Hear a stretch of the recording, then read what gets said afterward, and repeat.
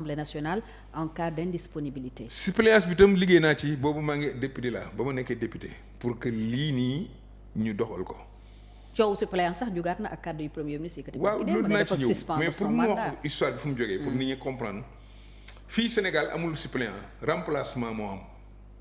moo amoon boobu. d'accord avant dañuy remplacer député bi or il ne s'agit pas de remplacer le député il s'agit de le suppléer bu amee exercer ay fonctions gouvernementales moom mandat bi moom la ko population yi jox maintenant pour éviter mu am vacance d'un poste ñu ne un suppléant le suppléant il s'efface bu titulaire bi soxla poste am. d'accord loolu moo xew France. Il arrive dans des cas où on organise une élection partielle pour la circonscription. fii amuñu loolu fii dañu def suppléance intégrale mooy lan ci loi bi nga xam ne moo nekk ci constitution boo amee fonction gouvernementale bu fonction gouvernementale yi jeexee war nga mën a dellu assemblée nationale sa suppléance effacé wu mais malheureusement ñi nga xam ne ñoo defaroon loi bi mooy régime bi fi jógee parce que ñun amoon nañ ko je vais te raconter une histoire bi ma nekkee directeur de cabinet politique du président Abdoulaye Wade quand il s'est agi de la crise Macky Sall bi juddoo le président m'a convoqué bon enfin il m'a demandé de venir à son bureau. boobu Macky ngi nekk président assemblée. Oui il s'est un peu plaint c'est-à-dire comme quoi j'aurais pas dû venir au cabinet j'aurais dû rester à l'assemblée.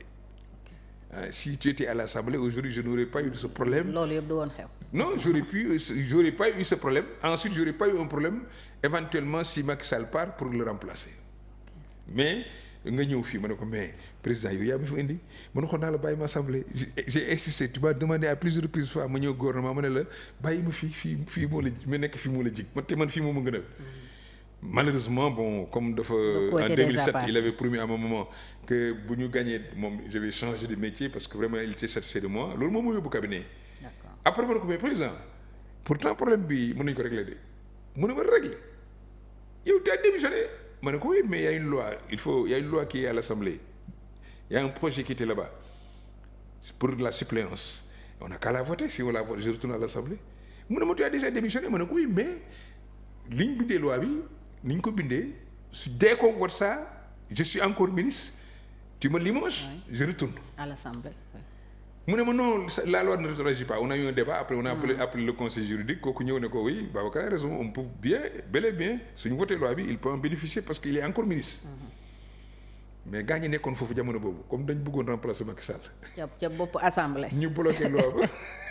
pour doo dellu. pour bëgg a dellu donc aujourd'hui moi j'avais compris Ousmane Sonko quand il disait j'ai suspendu sama mandat. non moom ca jour ba démission la wax. waaw mais am na fu nga xawoon suspendre beneen yoon ñëwaat na. waaw beneen yoon dafa ne woon daf ko suspendre. mais ci jour bi démission la wax je suis venu déposer ma démission. mais c'est pareil même en démissionnant ça ne gêne c'est pas grave. ok il démissionne mais le mandat est suspendu. d'accord. li mu waroon wax mooy moom mandat est suspendu. Tu démissionnes il a démissionné en réalité pour être Premier ministre. Il fallait qu'il démissionne pour rester Premier ministre. Mais son mandat était suspendu par la Constitution. Okay. Mais il n'y avait pas de loi organique pour les modalités d'application de la disposition constitutionnelle. D'accord. Loolu la gaa ñi voté nag léegi. C'est valable pour Ousmane Sonko comme c'est valable pour tous les ministres qui avaient été élus députés. Oui. Mais qu'à cela ne tienne. Mais man li ma jaaxal mooy je ne sais pas pourquoi d'ailleurs muy souligner ce mandat de député dans un contexte où il venait d'être débouté par la Cour suprême et pour ce qui va rendre définitive sa condamnation dans l'affaire Mame Mbaye Niang. Il s'est aussi posé un problème d'éligibilité. non waxaguma foofu sax. lan moo waral mu waxi suspension mandat. li ma ci jaaxal moom lu ko indi sama mandat dama ko suspendre.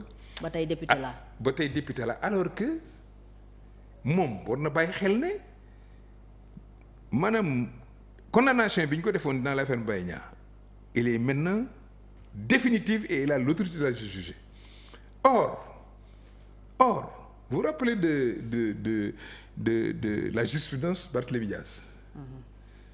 Un député condamné définitivement est destitué. Oui moo tax ma la est-ce que du problème éligibilité bi la doon bëgg. Je ne parle pas d'éligibilité moi je parle de mandat. Pourquoi tu me mën a éligibilité je parle de mandat. D'accord. La loi là-bas ne parle pas d'éligible ou pas il dit mandat il doit être destitué. Ok. donc te loolu loi bi da ko organisé. buñ ko tegee ci li dal Barthélémy Diaz. le ministre de la justice a écrit au président de l'Assemblée nationale pour lui demander de démettre Barthélémy parce qu'il avait été condamné de manière définitive. Oui. Parce que dans le cas de Barth, le rabat d'arrêt naturellement n'est jamais suspensif. Il suffit que la Cour suprême décide pour que l'affaire soit définitive. Parce qu'un rabat d'arrêt, c'est juste essayer de remettre en cause la décision du Conseil. Comme xam nañ ne c'est presque impossible ou bien rare moo tax dañuy exécuter affaire boobu. Est-ce que moom bàyyi na xel ne le ministre de la Justice devrait en principe appeler le garde des Sceaux, enfin le président de l'Assemblée pour lui dire, et pour le cas de Ousmane Sonko, c'est une question de droit qui se pose. Moi je comprends pas Ousmane Sonko quand il parle, qu'est-ce qu'il fait parler man xaw ma daal surtout aborder des questions. parce que moom moo sulli loolu en fait moo mel ni ku joxoñ yoon bi. moo ko fi sulli moo ko tudd parce que kenn tudd ko woon ñàkkul gaañu naroon nañu ko tudd. est-ce que du inquiétude la aussi ci moom. peut-être je sais pas psychologiquement je sais pas qu'est-ce qui se passe dans sa tête. wala mu xam ne xëy na mun nañ ko attaquer foofu. bon je sais pas bon mu anticiper. waaw mu anticiper jiitu mais ci éligibilité am tey aussi ñu ngi ci débat am na ñu ne loi d'amnistie bi yóbbu na affaire Mame Mbaye Niang. J'ai vu un article bu benn magistrat intervenir sous le couvert de l'anonymat ne loolu problème civil la woon parce que c'est ci à l'issue d'une plainte bu Mame Mbaye Niang donc un civil ci la ñu poursuivre Ousmane Sonko donc y a rien de politique lu loi d'amnistie bi mën a yóbbu. foog naa ko aussi donc le débat reste. foog naa ko mais man comme bëgguma jiitu paaka ci mbaram benn il faut ma xoolaat ban période la maanaam période ban date la. ok parce que su ma juumul waxu Mame Mbaye Niang jiitu événement yi. oui. xam ban date nag la loi d'amnistie bi jël est-ce que dañu wax 1er mars wala 2 mars wala 3 mars loolu mooy sama premier problème sama deuxième problème mooy justement cette affaire-là comment on peut la qualifier d'une affaire politique d'une déclaration politique. Problème là entre civils. Fii je pense que c'est vrai que celui qui l'a fait est un homme politique mais tout ce que les hommes politiques font comme déclaration ne sont pas politiques. li mu concerné tamit mënuñu ko dugal ci c'est une affaire civile comme tu l'as dit loolu damay bàyyi juristes yi ñoom ñu gën ko éclairer mais dinaa ci gëstu. alors tey homme d'état boo amoon conseil booy jox ñi jiite réew mi tey lan nga leen di wax. mooy muy li ma ko waxoon fii rek na toog ci place am bi na koy jël fees ko. place bii kenn mënu ko able place bi kenn du ko dénkaane place bi kenn du bàyyi kenn mu koy xool.